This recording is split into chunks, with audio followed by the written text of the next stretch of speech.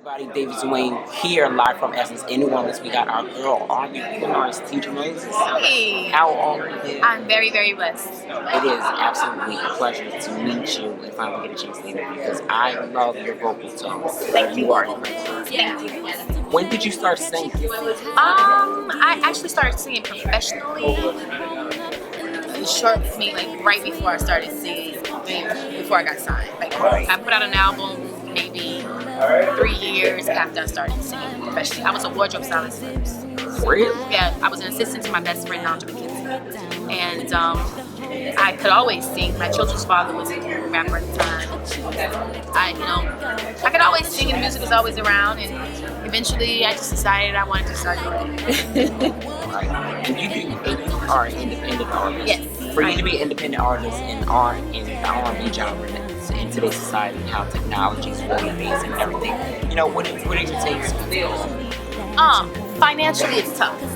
But other than that, it's a blessing. Financially it's tough, but I find because I am independent and I've made good relationships with people, I get a lot of favor.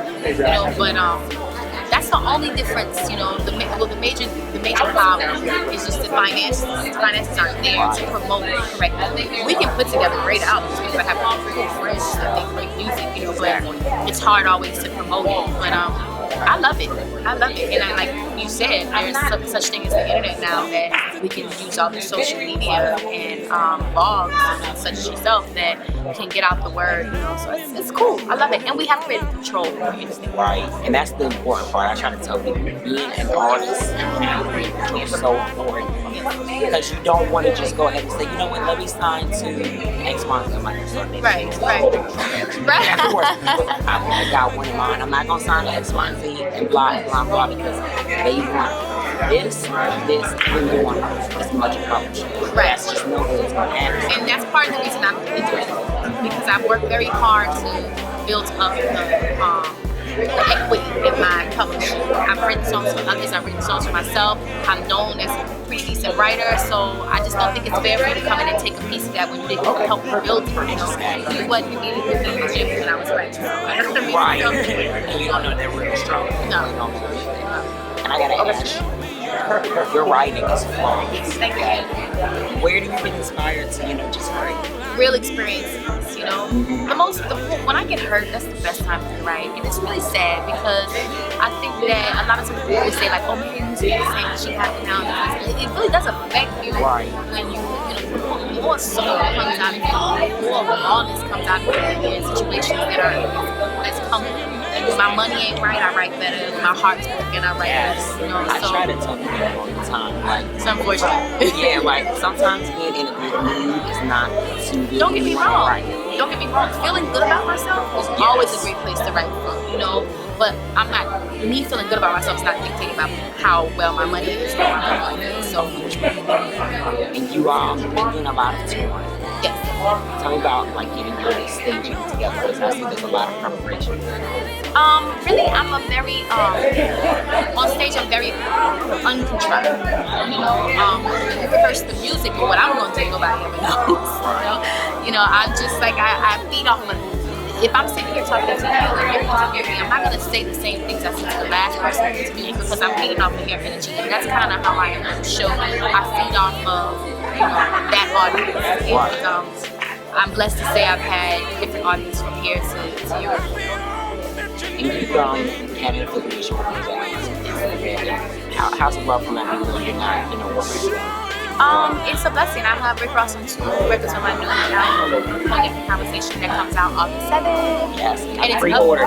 Yes, and it's absolutely pre-ordered. Love the single. Can we talk about that single? Which one are you talking about? One with Anthony? Yes. Of course. It's really an incentive record, and it's. I love it because it's just organic. Like, we didn't force ourselves to come together and make the song. When I wrote it, I felt like, wow, this is something Anthony would be dope on, and it was actually on a different track. And then my friend B was like, well, I can, it was problems with the track, so he was like, oh, I can do another track to it, and it turned into something even doper. And then Anthony got on it, and it just was like organically put together by people that I appreciate as artists and producers, and that appreciate me as well. And you know, and we came together to put together a video with my friend Phil the God, who was an amazing director, my best friend Nanja McKenzie, who I started styling with, my friend Darren J. who does hair and makeup, you know, like it just all was just very organic, behind the scenes shot by my friend Justin.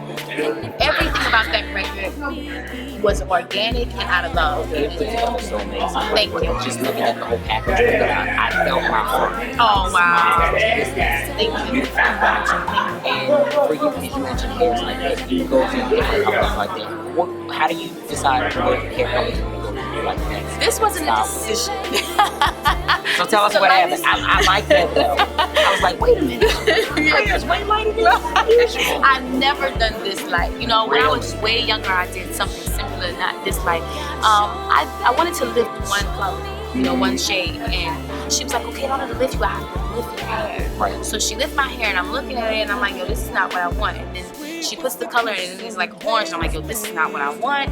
And then she's like, okay, then I'm gonna take it down. Before I even looked at it, she goes, well, it's not as bright, it's not as orange, but it's still bright, you know. And then I looked and I was like, ugh. And I was like, so not happening. But my sister was there, my best friend Nanja was there, and they were like, oh, it looks cool. And now I've grown into it, and I think blondes have more fun, so I'm gonna roll with it. But this wasn't a decision. This is not a decision I would make. And then she tells me, the girl that did it, she's like, okay, now you know you can credit me for your new look, you know. And she was saying this when I still wasn't really feeling it, but I'm happy with it now. I'm one of those people that I kind of roll with the punch. Unless it was like booger green or something, I don't think I would have a real problem. But I kind of roll with the punches, and maybe this is something like I tell people all the time with me.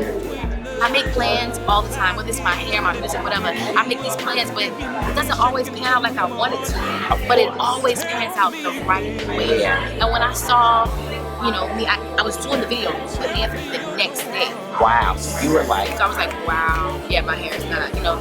But when I went in, I saw my hairstylist Darian, he loved it, and because I was scared what he was gonna say, but he loved it, and then I saw how it all panned out, and it was fresh, and it was new with my new album. It was perfect. God's ways are and it goes well with your skin complexion. I try to tell with women and men, like, if you're gonna do a color, make sure it fits. Yeah, because I like to be have it all golden. together, it makes sense. I just didn't want to be washed out, and this color, you know, makes me a little bit more gorgeous. So I like it. Right. And it suits you. Let's talk about women's empowerment and how important that is for you. It's very, very important. You know, being that I am a woman, being that I'm a woman that is very strong in myself. You know, I feel like as women, especially in this business, a lot of women are told what to do. Right. I don't even understand how that works, you know, because I've always dictated how I move, and what I say, what I write, and what I wear. And even though I have lots of help with everything, you know, it's all dictated from my vision. And I think that we should, as women, should not hold back any part of us. We should be the whole 360, sexy, compassionate, you know, loving, spiritual, you name it. We should be all of it. But I think sometimes we lean towards one side because we want. Well, I'm gonna wear short shorts because I have nice legs. You know, that doesn't mean I'm not smart. That doesn't mean I'm not spiritual. And I think that's true empowerment as a woman. Being the whole 360 of who you are. Being exactly who you are. That's very important. Yeah, because I see and feel like a lot of people get that. It's what you do. Like, if a woman decides, hey, I want to wear shorts right here. I want to wear a dress that goes all the way down. I want to wear my hair half done this way, front way this way, that way. No. Because I could be covered from head to toe and still be a skinny. Right. Doesn't mean anything, you know. But I think even if you are, own it, be it. That's empowerment, you know. Just be who you are and be every bit of it. Don't let people tell you you have to be any one way. As a woman, you know, we are dictated to a lot, and I just don't believe in that, you know. And I'm a humble person, and you know, when a man comes into my life, I will be very submissive to the right thing. But you have to understand, I'm an entity in myself, you know. True. And let me ask you this: how do you feel about R&B artists going on reality television shows? I think it's cool if that's what works for you. You know, I think it's cool if that works for you. Whatever, I'm not too judgmental of people and their actions. You know, I'm pretty cool with whoever does whatever they want to do for them. Would you ever do it? I can't never say never about anything. I can say that if it was a docu-series about the grind that I go through, I think it would be great for people to see my grind and what we go through as independent artists, and to how to have a longevity and remain, and people still keep you somehow relevant, you know. Exactly.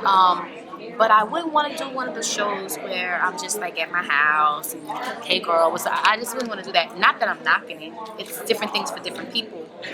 I just don't. It's hard for me to allow people, like I said once again, to edit and dictate how I'm seen to the world. My image is very important to me. That is true to who I am. So now the album comes out in August. Yes. So that must mean you're going to do tour. What else? Yeah. In the fall, we're going to tour. We're partnering with a cognac company because it's called Cognac Conversation. And when I go on stage, I bring a glass of cognac with me. And normally someone will bring me another. That stuff is way too strong for me. But honey, listen, I drink straight. Let me tell you why. Because I'm only going to drink 2. And if I drink 2, I'm never drunk. I'm just nice. If I drink 3, I'm nicer than normal. But if I drink 4, I'm out of there. But if I have these little fruity drinks I've been drinking in New Orleans, I'm slipping, sliding up and down Bourbon Street. And we don't want to do that, So, yeah. So, I love cognac. And I think a lot of women don't drink cognac because it's like a harsh drink. But what I do, if you're a woman and you want to drink straight cognac, which I think is kind of fly because a lot of men can't drink straight. I can't drink straight. But you put honey or agave nectar sweetener. You can use either one. You pour that in there. You squeeze some lime in there, and you mix it up, and you got a cool little drink. And especially in the wintertime, it's a little bit harder in the summertime because it's warm. Right. But in the wintertime, it's a cool drink, and if you sing, it cuts phlegm in your throat. Yeah. I'm going to keep that in mind when I lay down my vocals. Yes. Teedra, thanks so much for this. Thank you. Tell everybody where they can follow you. Yes, you can follow me on all different social media at Teedra Moses. It's very simple. TEEDRA MOSES, Moses like the Bible. And that's on Facebook, IG, Twitter. I'm not on Periscope yet, but I'm going to. All of that stuff. What about Snapchat?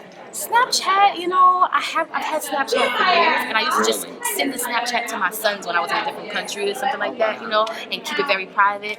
But I haven't engaged in it publicly yet.